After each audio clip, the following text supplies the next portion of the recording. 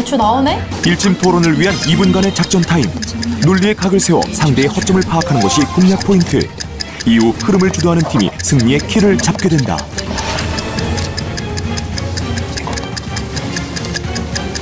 엄마가 되지 못하겠고 아이를 낳지 못하는 상황이라고 했을 때 그런 상황에서 무분별하게 임신을 하는 것을 과연 방치하고 그 사람들을 낙태를 하게 해야 할까요? 아니면 이 사람들이 피임을 하게 함으로써 생명을 죽이지 않아도 되고 자신들이 엄마가 되지 않을 권리까지 지킬 수 있게 해줘야 할까요? 피임이라는 것은 일반적으로 이제 적용을 했을 때 보통 15에서 20%가 실패율이 있습니다.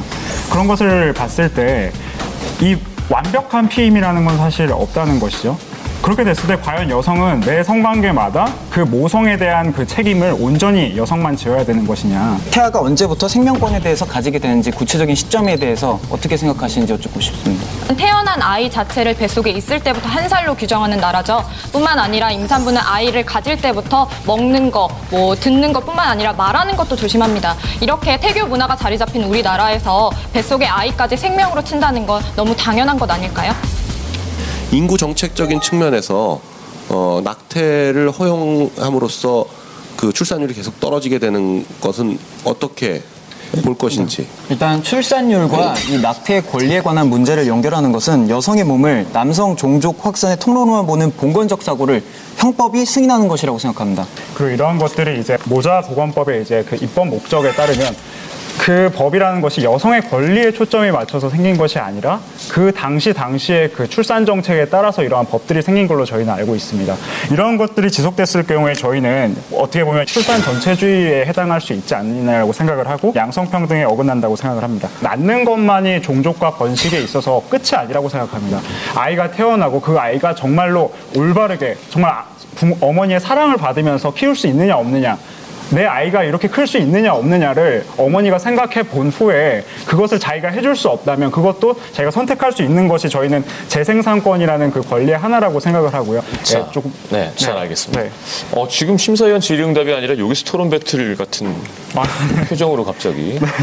사후 피임약에 대해서는 어떻게 생각하는지, 장애나 기형이 발견됐을 경우에는 어떤 결정을 내려야 하는지. 사후 피임약에 대해서 말씀을 드리자면 사후 피임약은 48시간 이내에 복용을 하는 거잖아요. 그러면 이제 그 여성의 자궁이 임신이 되지 않는 환경을 스스로 만드는 거고, 그래서 저희는 이게 생명 존중을 실천하는 하나의 예라고 생각을 합니다. 장애아나 기형아라고 해서 생명의 가치가 다른 일반 아이들에 비해 낮은 것은 아닙니다.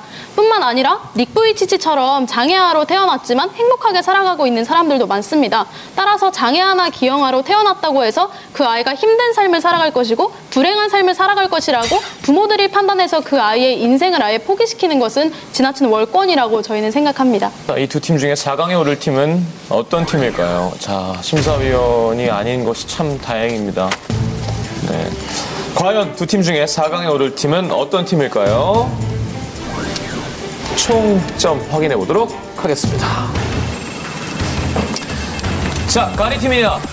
언행 불일치냐? 과연 4강 진출팀은 누가 될까요? 멋진 승부를 펼친 두 팀. 승자는 잠시 후 공개됩니다.